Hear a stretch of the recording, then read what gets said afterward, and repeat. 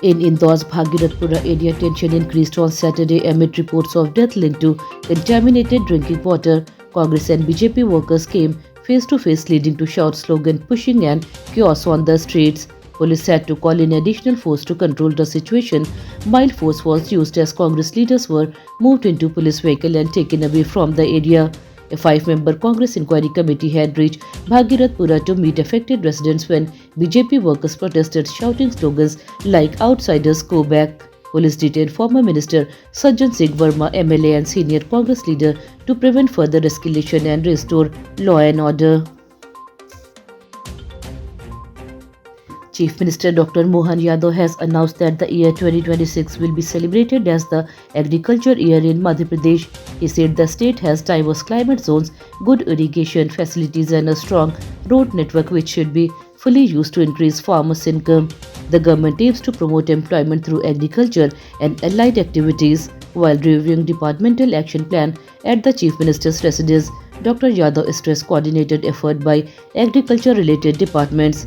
The main goal is to achieve the vision of prosperous farmers, prosperous state. A special program and planning will focus on productivity, innovation and long-term benefits for farmers across the state. At a social harmony meeting organized by the Rashtriya Swamsevak Sangh in Bhopal, RSS Chief Dr. Mohan Bhagwat spoke about the importance of social unity. He said harmony is not a new idea but part of India's social nature.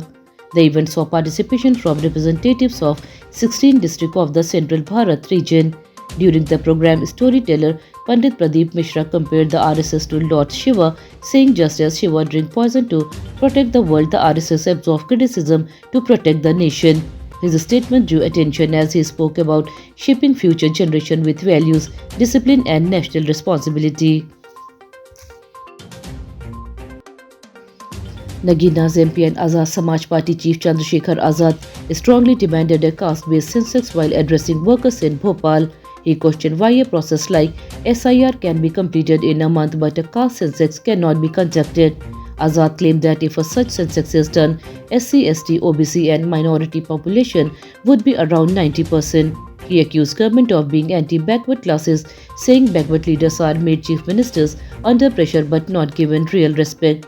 He also referred to alleged caste-based abuse faced by leaders in Madhya Pradesh, calling it proof of discrimination in politics. Bhopal Metro is facing low passenger turnout just week after starting operations. Due to favor commuters, the Metro Corporation has reduced the number of trips and changed operating timings within just 14 days. Now Metro services from Ames station will begin at noon instead of 9 am. And the last train will run at 7:30 pm. The metro was inaugurated on December 20th by Chief Minister Dr. Mohan Yadav and Union Minister Manohar Lal Khattar. Commercial services begin the next day. Official hope passengers number will increase gradually as people become more familiar with the new transport system. A shocking murder case has come to light from Jabalpur district where a young doctor was killed in broad daylight. The incident took place in Guara village. The victim, 27-year-old Dr. Mahendra Sahu, was travelling in his brother's Scorpio car when attackers surrounded the vehicle. He was dragged out and stabbed repeatedly in the neck with knives, leading to his death on the spot. After the crime, the accused fled the scene. CCTV footage showing the attackers escaping has surfaced. Police have started an investigation and launched a search operation to identify and arrest those involved in the brutal killing.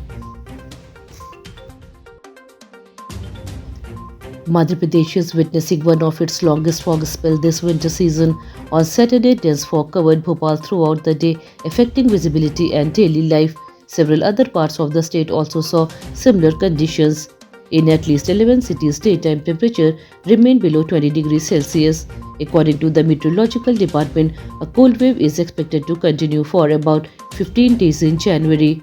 There are also chances of rainfall in Bhopal and Gwalior. Weather officials have advised people to take precautions especially during early morning and night hours as cold conditions may impact health and transport.